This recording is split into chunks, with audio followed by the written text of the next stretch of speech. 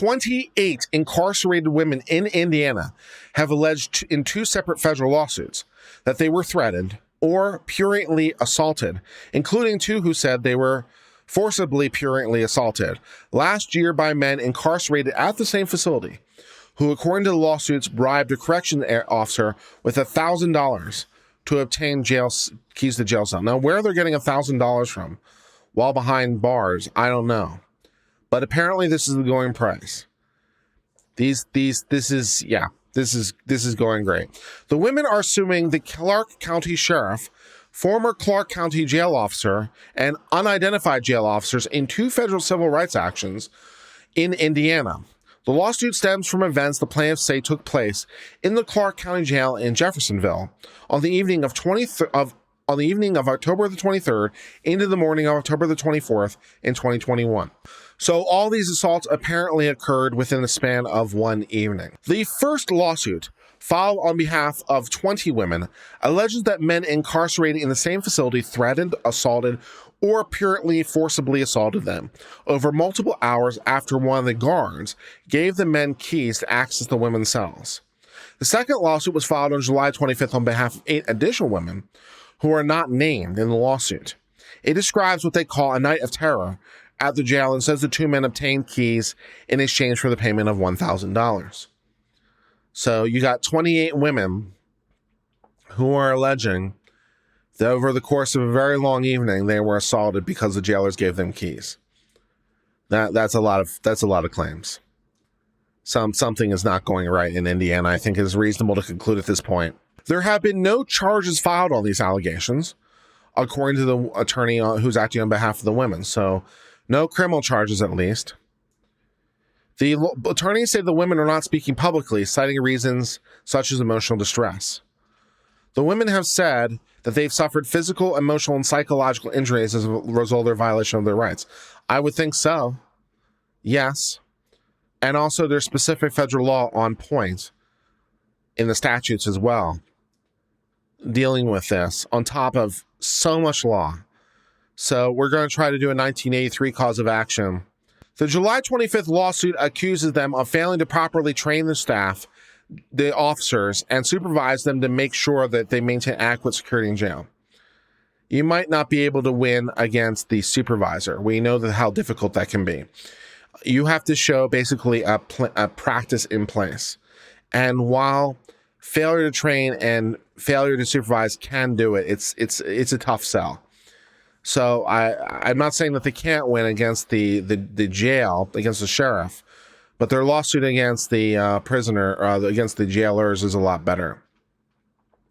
The lawsuit attempts to say that these systemic failures allowed for numerous male assailants to have free run of the jail for several hours, resulting in the night of terror. The attorney for the jailers has offered the following statement.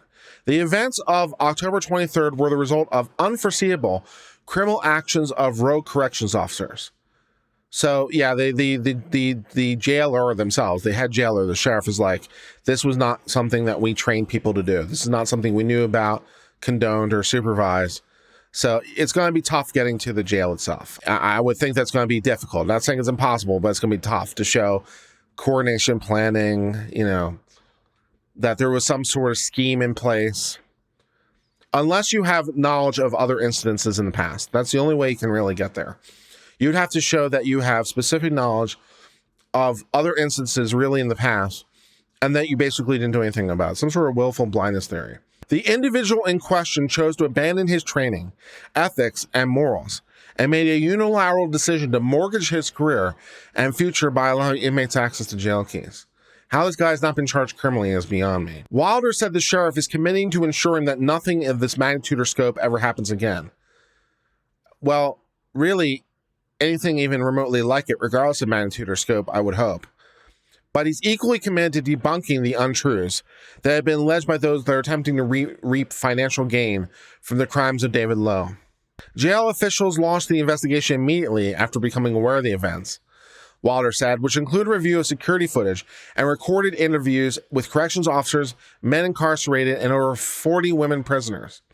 As a result of the investigation, Wilder said, the Sheriff's Department is making immediate changes to the physical structure of the jail, as well as reviewing process and practices. Well, to the extent that you can solve this by changing your regulations, I'm glad you're looking into it. Lowe said in a statement to the Washington Post he was coerced and assaulted into making a false confession about taking money from the men in exchange for the keys to the women's pod. Lowe claimed in his statement to the Post that he made a mistake that ultimately allowed the men to steal the keys, and it was an accident that resulted from being overworked. Oh, okay. So his defense is not that I was bribed into it, but this was just really one huge comedy of errors. That's a lot of comedy of errors. All right. He also told the newspaper that he only became aware of the attack in the days after it occurred because he was working in another area of the jail. Okay. So somehow, some way, the inmates were able to get keys, even though he's working in a completely different part of the jail, and he has nothing to do with it. This is just all one massive accident from being overworked. That's an interesting defense, I guess. You can try that. Let me know how it works out for you. Additionally, according to the suit, the men grabbed and groped the women, exposing their private parts and making threatening statements. Multiple hours into the attack, one of the women hit the emergency button and began screaming to call for a corrections officer, at which point the men left the pod. Okay. A corrections officer who opened the door and turned on the lights advised the women that they lost their dark privileges, meaning that the lights remained on in the women's areas for the following 72 hours. Okay, so the lights will have to stay on now. All right. In addition, the women were put on lockdown for the next several days and were taken into holding cells to be questioned. A few days later, the lawsuit alleges corrections officers removed the women's personal items, so potentially out of retaliation. In a statement to CNN, Wagner has said that the jail officials retaliated against the women after they were allegedly assaulted. It certainly sounds that way. Additionally, the missing keys to the pod were still unaccounted for days following the incident, leaving the women in a constant state of fear. They couldn't find the keys in the prison. In this environment, given the threat of the assailants and utter lack of sympathy or protection by jail officials, the women, understandably, initially kept quiet about what happened. They were in fear for their lives. Wilder said in his statement that interviews conducted by the sheriff's detectives with the women in custody as part of the investigation yielded information that's in direct opposition to allegations made in the lawsuit. So apparently, some of the women, when they were directly interviewed immediately afterwards, had other stories. Now, one can think of many reasons why that might be true, but of course, they're going to try to drive a stake through it, but that all gets to questions of fact and what a jury believes.